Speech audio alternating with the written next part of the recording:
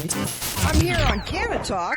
Hi, Colette Florito with CRW Network and The Bud Show, and I am here in Las Vegas, Nevada at the Women of Cannabis Conference. I'm here with Monique, and Monique, if you'll please give me your full name because I've already managed to forget it. Absolutely. It's Monique Jackson-FitzGerald. Thank you. I have to be extra. Yes, and I appreciate that because it's, I don't know what it is, but I'm here at the Cannabis Conference and I'm just meeting so many people that it's like I can't retain everything. I don't know what that could be. I don't know. It's probably CBD. It's probably that I haven't had enough of the CBD today.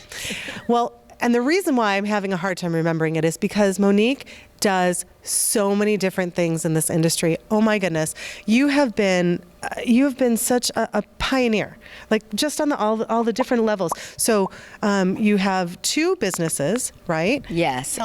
So I'm still like a toddler in this industry, which is crazy when you think about it. We all are. Right? So I started first with we formed Lazy Turtle Group, which is a consulting and design business to do packaging, concepting, and design for cannabis companies, as well as doing consulting work for the cannabis community and working with ancillary businesses and teaching them how to work with cannabis clients. In addition to that, we formed a company called InnDica, InnDica.com with two N's.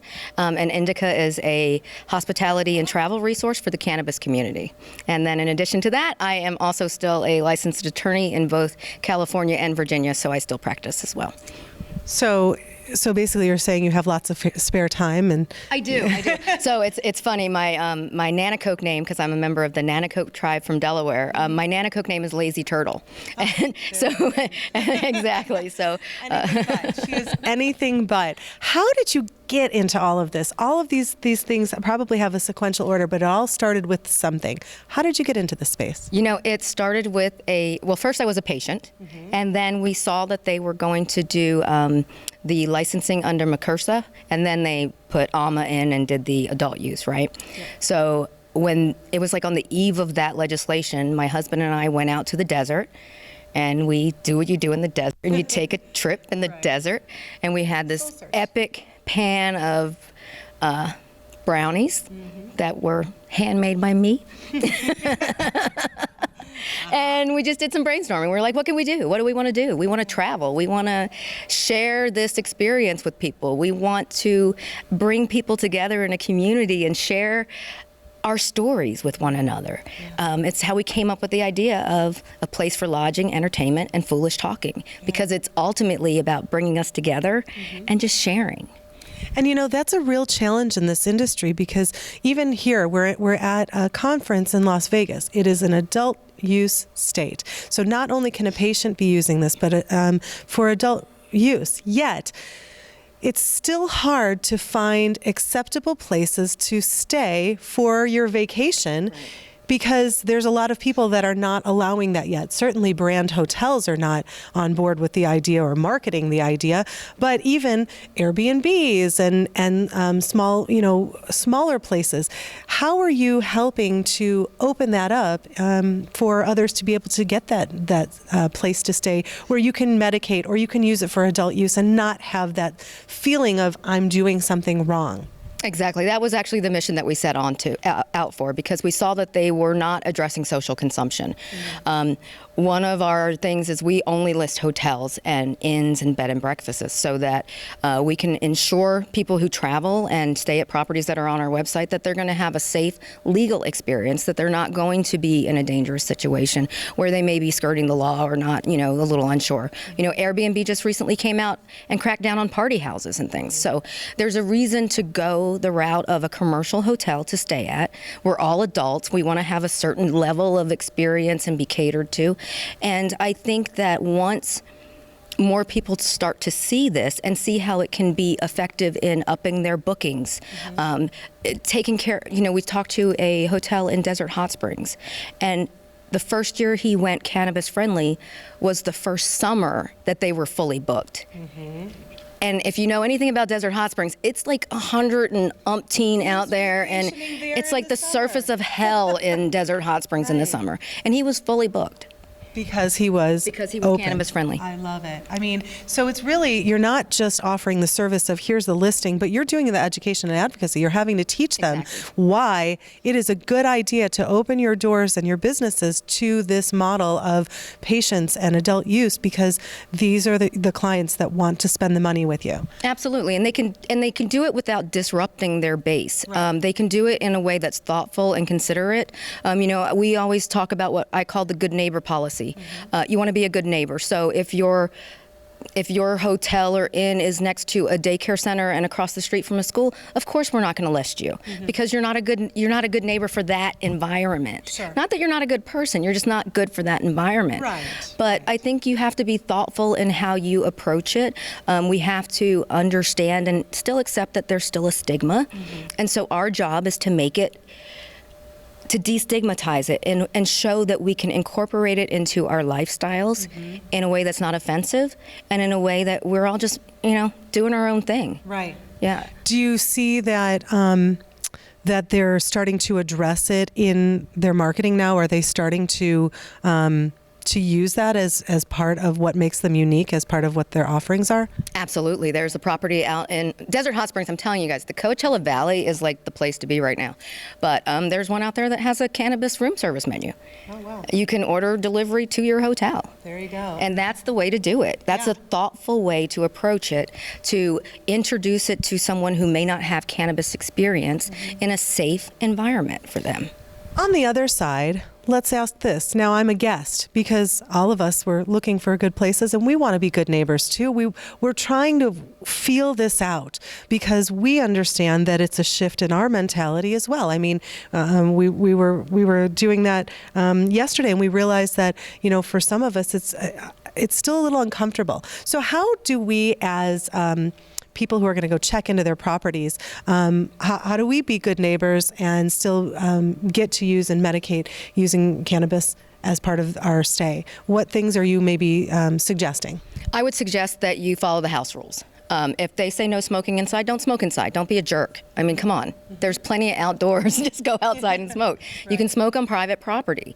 So if you are at an Airbnb that doesn't have a smoking prohibition, smoke outside. If you are indoors, use a product that is low odor. Use a dry herb vaporizer, for instance. It's a way to consume your cannabis without smoking, without getting the smoke odors into things. The other options are always edibles. We have so many amazing ways to medicate that we don't necessarily need to smoke. Right. And if you want to smoke, go outside and smoke. Right. Don't do it in public view. Don't do it on a public street. Don't do it on the front steps. Be considerate of your neighbors and the people around you. Yeah. I think that that's what we're trying to do, is to be that respectful community, and it is about being aware of it and finding that shift. So that's a great thought. I want to shift gears just real quick as far as when we've had our events here today. The room is just packed with energy, with this level of enthusiasm, industry knowledge coming together. What's your takeaway from this? What's the thing that you probably didn't expect or weren't sure of, and then you came to this conference and now you're going, oh my gosh, I had no idea. What's your takeaway? I think it's just the enthusiasm and the power of the voices in the room.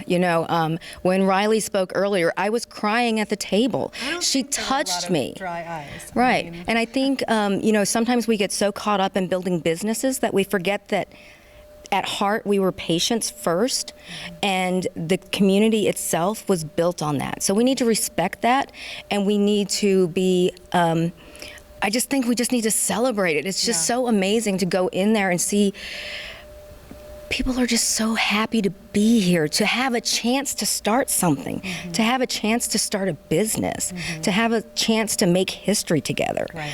And so it's super empowering, and it gives you chills. Yeah, it's very exciting to see, and I think that people are taking away really good nuggets of information.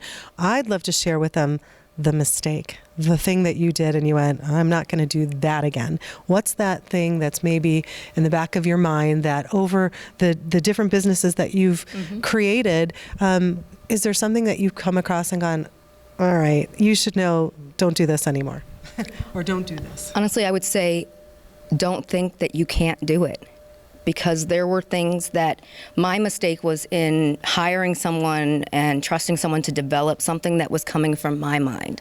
Instead, at the end of the day, what they delivered was the mistake, and I was able to see that I should have just done it myself, right? And so I taught myself, and then I did it myself. You know, that is a really good point. And as people are hiring on consultants and they're working with new partnerships, it is important to know that the vision you have is one that can be executed. And sometimes it's a matter of you haven't quite finished your sentence in your head. And so how could you possibly get that to somebody else? But sometimes it works. So you have to vet that person out. To see if you can find a good matchup. That's a great suggestion. Absolutely. I appreciate that.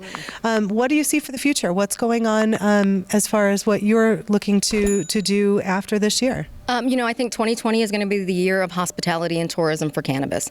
I really do. We've gotten through some of our growing pains as establishing the cannabis industry itself, and now it's time to turn our eyes towards bringing in the people that are going to buy all this fabulous cannabis that we're growing, right? It's like, Time to bring people. I mean, the people in the States were growing your own in your backyard. So let's like bring people in and also show the rest of the country and the world that it's not something to be afraid of. It's something to embrace. It's something that we can all benefit from, and just move on. Absolutely. Let's go. Let's do it. do it. Let's get these people moving in and experiencing what you've already experienced and why it's so important.